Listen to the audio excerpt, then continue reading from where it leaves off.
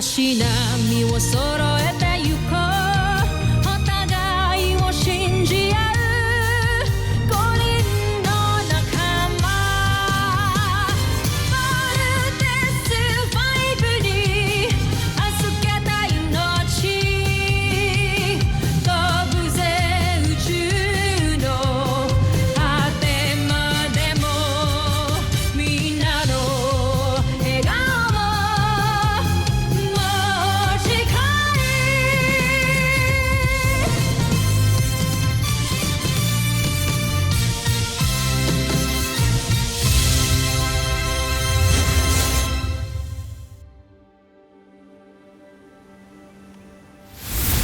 Ang nakaraan sa Voltes 5 Legacy.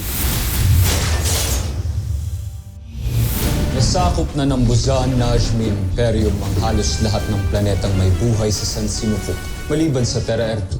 Napakalaking hadlang talaga sa atin ang Voltes 5. Dapat siguro alamin din natin kung sino ang namumuno at nagpapatakbo dito. Parang nakakarami na kayo ng inom ah. Hoy, wag ka nga mga ilam. Ngiyabang mo no? No touching! Oy! Sabi bang no touching eh! Loko. Sir, salamat talaga, sir. Ang bait niyo naman. May mga guys pa rin pala like you, no? Mahusay at ginawa mo ang iniutos ko sa'yo. Umaasa ako na sa susunod nating pag-uusap ay may maganda ka muling balita.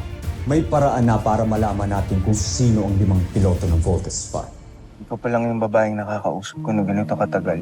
Bukod sa mama ko. Alam mo, ikaw pa lang yung taong nakausap ko na nakarelate ako. Gusto rin kita, kaya hinay-hinay muna, please. Gusto rin kita mas makilala pa. Friend ba yung tingin mo sa akin? Sorry, what? Kung friend yung tingin mo sa akin, sabihin mo sa akin kung bakit kayo nag-break ni Eva. O bakit di ka makasagot ngayon kung may problema, no? Feeling ko, this is not the right moment to talk about it. Pag ready ka na, sabihin mo rin sa akin kung sino yung crush mo.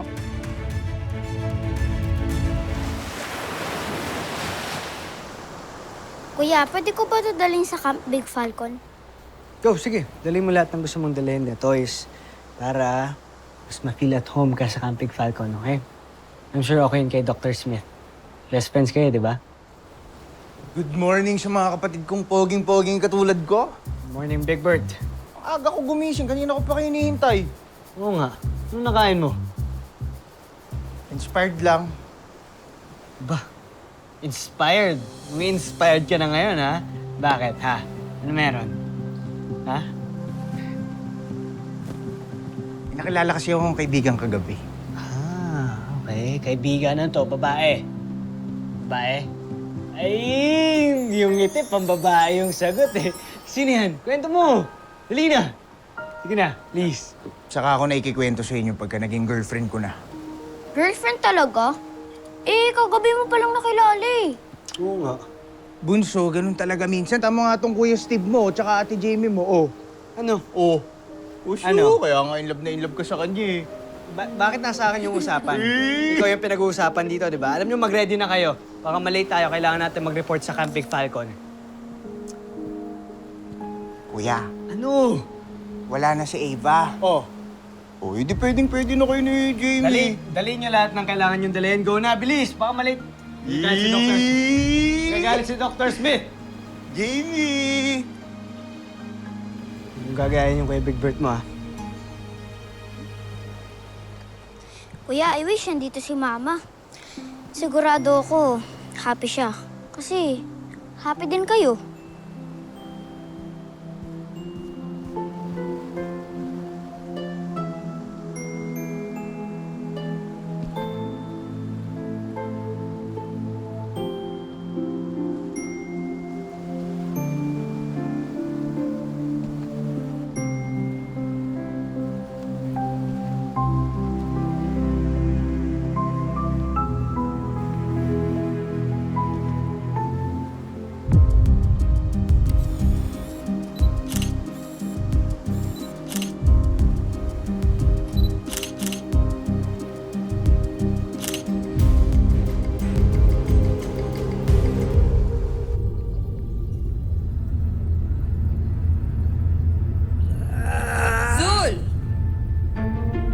ginagawa mo? Wala. May pinag-eksperimentuhan lang ako. Napadaan ka. Bakit? Parang balisa ka yata. Sino ba kasi ang espiya ng prinsipe? Saan ba siya nanggaling? Malamang isa siyang sundalo o kaya isang alipin. Nakasama natin sa ekspedisyon na to. Inatasan ni Prinsipe Sardos na makihalibilo sa mga taga-Terra Erto. Tama ka. Siguro nga isa siya sa mga alipin. Sapagkat kawangis nila mga taga-Terra Erto, mga wala silang sungay. Tama ka dyan. Ngunit sino kaya siya? Sandra, bakit ba pilit mong inaalam? Hayaan mo siyang gawin ng kung ano man ang misyon niya. Nabuti pa, munta tayo kay Draco sa unang lagusan. Tingnan natin kung tapos na yung beast fighter niya.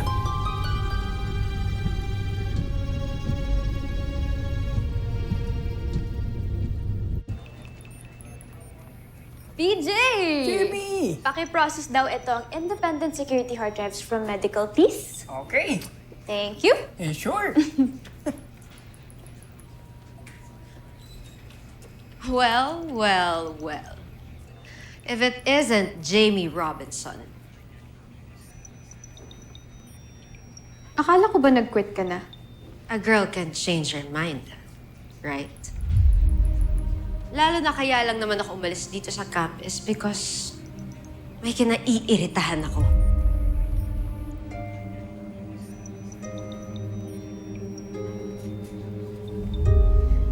Itatanong ko pa ba kung sino yan?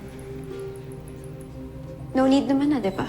Isa pang reason kaya ako bumalik dito sa campus because ayoko siyang bigyan ng peace of mind. O chance para landiin yung boyfriend ko.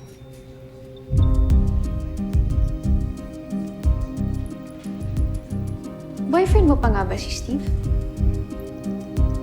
Last I heard kasi parang masaya naman na siya na single ulit siya.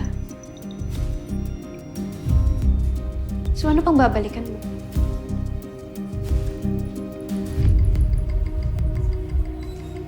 Have a nice day, guys.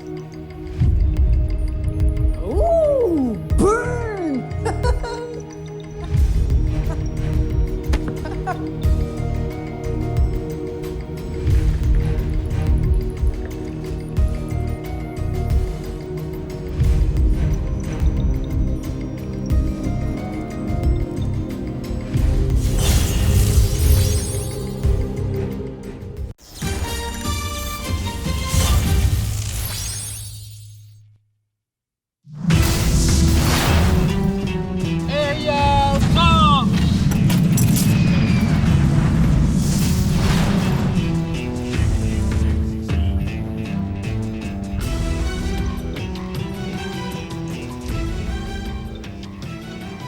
Kaya pa ba siya nag-train?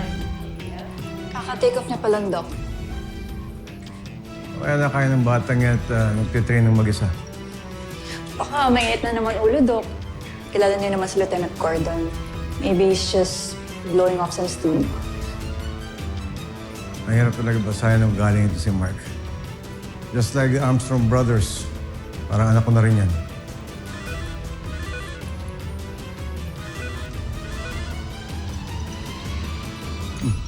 Hello. Ano yung report mo? What? Okay. Send mo agad sa akin yan. Pati lahat ng evidence. Hintayin ko.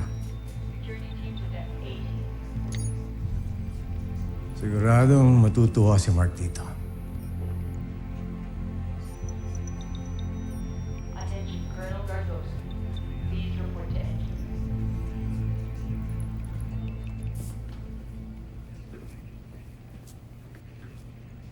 Is that for me?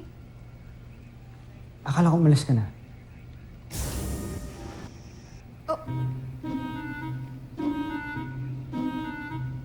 So, nagkita na pala kayo?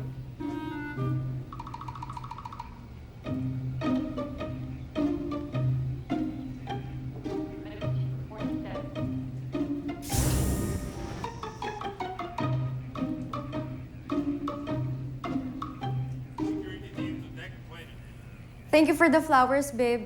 Sabi na nga ba, masaya ka na bumalik ako dito eh. Sorry kung nag-quit ako ah. But I realized na dito talaga sa camp yung life na gusto ko. So yeah, I'm back for good. Well, excuse me?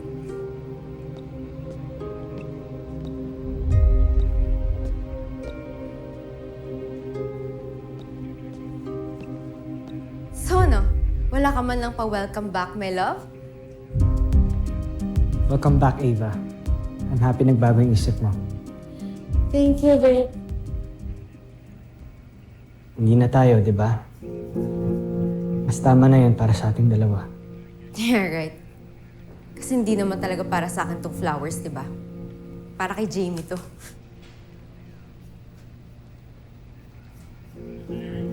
This is actually for her. It's my way of saying thank you kasi hindi niya ako iniwan nung namatay si Mama. Ikaw, nasan ka ba nun? Nasan ka nung kailangan kita? Ngayon, babalik ka. You're acting like we're still together. Ano iniisip mo? Tatanggapin kita? After nung nangyari nung lahat? Eva. Sympathy flowers. For your dead sense of empathy.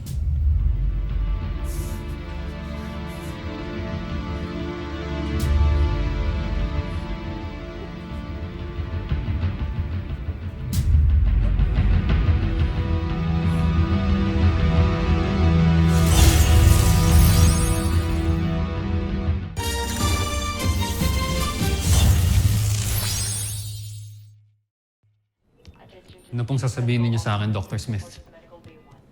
May update ako tungkol sa mother mo. Yung totoong nangyari sa kanya. Magbunga yan, Doc. I don't wanna ruin my day. No, Mark. Mali ang iniisip mo. Hindi ka iniwan ng nanay mo at hindi niya inabandon ng tatay mo. Eh ano ho ba totoong nangyari sa nanay ko? If you're willing to listen, kwento ko sa'yo. Makinig ka lang. Kukwento ko sa'yo ang buong storya.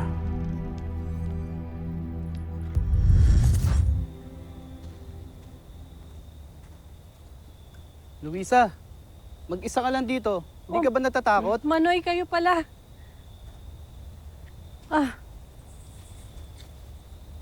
Alam mo ba, noong nakaraang linggo lang, may taga-barangay na inatake ng asong gubat sa tabing ilog. Sana nagpasama ka. Wala naman ako mga kasama, Manoy. Alam niyo namang may sakit ang asawa ko. Ayoko naman magpasama kay Mark. May istorbo lang yung tulog ng bata. Eh di sana nagpamaga ka na lang. Mas safe dito pag araw. Oo nga. Eh kaya lang ho, lumala yung ubo ng asawa ko. Kaya napilitan akong maghanap ng igagamot sa kanya. Kaya ito, kumuha ako ng dahon. Mainam to panggamot sa kanya. Ay, wag na kayo mag-alala. Okay lang ako. Dala ko naman yung baril ng asawa ko. O basta, mag-iingat ka. Salamat ho.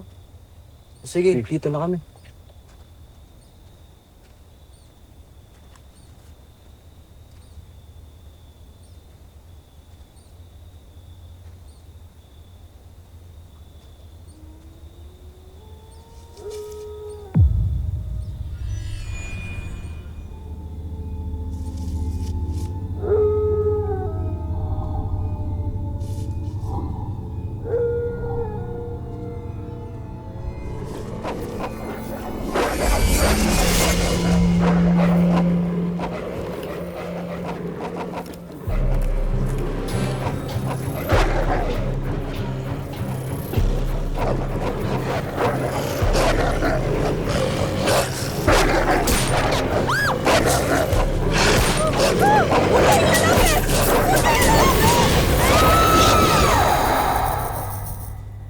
Totoo ho ba itong mga kinuwento niyo sa akin?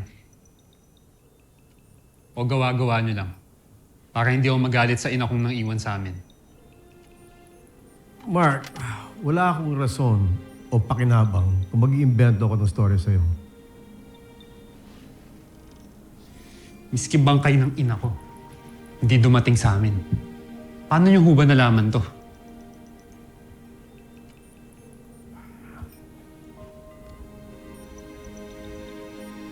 many years ago, meron natagpo ang isang kalansay sa gubat. Nakita na marami itong kagat ng mga hayop. Nung sinuri siya ng mga eksperto, nalaman nila na yung kalansay na yun ay kalansay ng isang babae. At doon nila natuntun ang nanay mo. Matagal nang wala ang tatay mo noon. Patay na siya. At ikaw naman, wala ka rin doon sa lugar. Kaya hindi mo agad nalaman.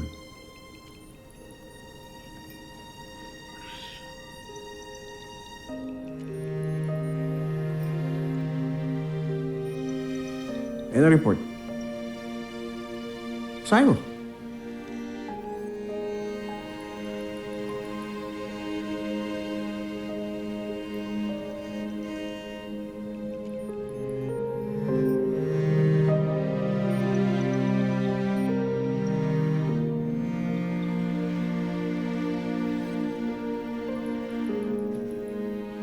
You see, hindi masamang ina ang nanay mo. Hindi kayo nabandona at sumama sa ibang lalaki na gaya ng iniisip mo. Just like Mary Ann. Namatay siya tulad ng nanay mo. Namatay siya dahil sa pagmamahal sa tatay mo. At wala siyang iniisip kung hindi yung kaligtasan at yung pagmamahal niya sa iyong ama.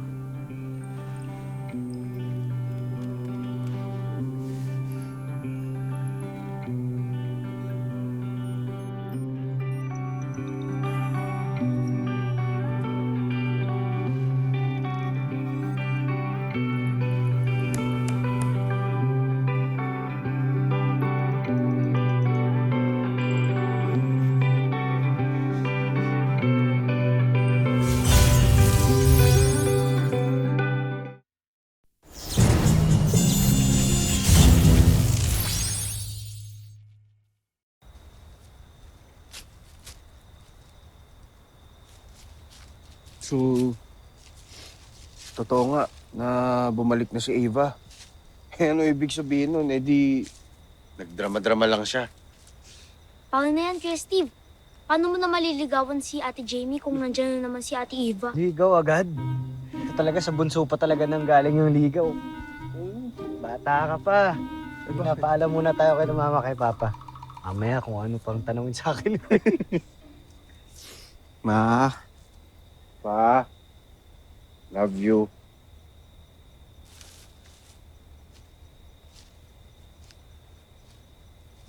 Bakit nandito ka na naman, ha? Naghahanap ka na naman ng away? Relax. Hindi naman ako nagpunta dito para makipag-away sa inyo. Bakit ka nandito? Gusto ko sanang mag-sorry. Gusto ko sanang mag-sorry sa inyo. Pati sa mga masasabang nasabi ko sa mama nyo. Truth be told, naiinggit kasi ako sa inyo. Lagi ko kasi nakikita kung gaano ka-ideal na mother si Mrs. Armstrong. Isang loving and caring na mother. Nakakala ko wala ako. I was wrong. I was very wrong. Kagaya rin pala ng mama nyo yung nanay ko. Pareha silang nag-sacrifice ng buhay nila para maligtas ang family nila. Maligtas? Oo, Big Brick. Long story, pero okay naman na ako. Hindi na ako naiinggit sa inyo. Kaya, sorry talaga. And I hope maging okay na tayong lahat.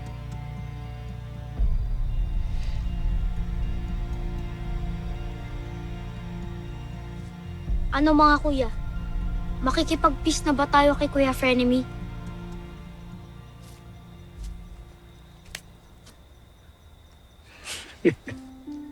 Pero ba't may pa-flowers pa?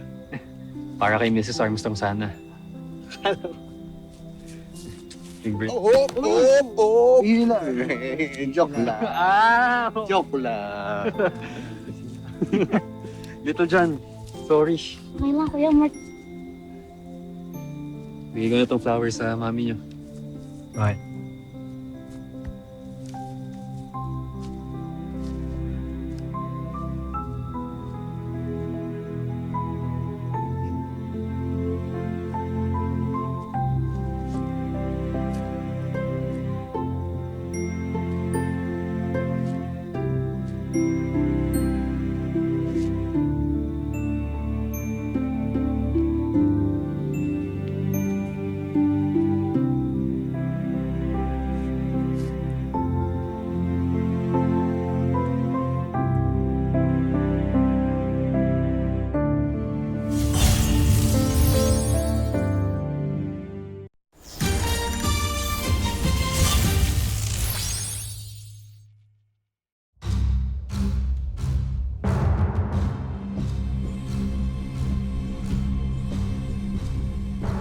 Hindi na ako makapaghintay pa.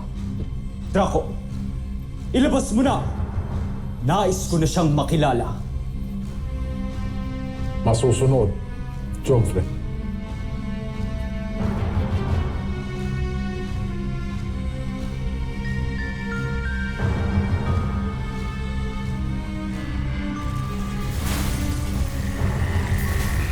Nais kong ipakilala sa inyo si Gardo!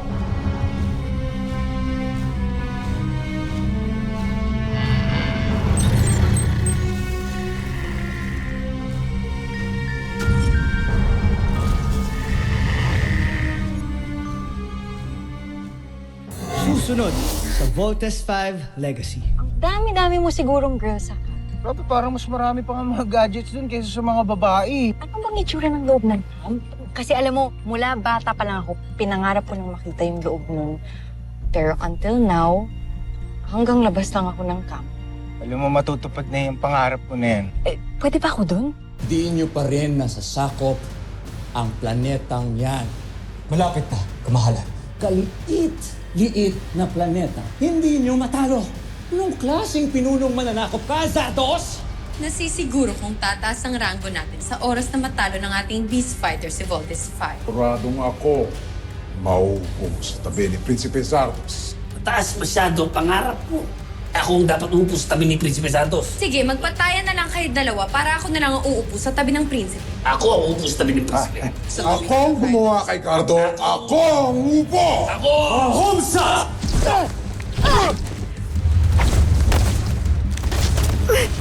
Galing na. Ano yun? Butterfly return. We have sighted the Bosay ng Beast Fighter heading towards the north, papuntang general direction ng Camp Big Falcon. Yan ang beast fighter na makakalaban natin. Team, alam kong kayang-kaya niyo yan. And I believe in you. Talunin niyo yung peace fighter niyan para hindi niya makapamagsala.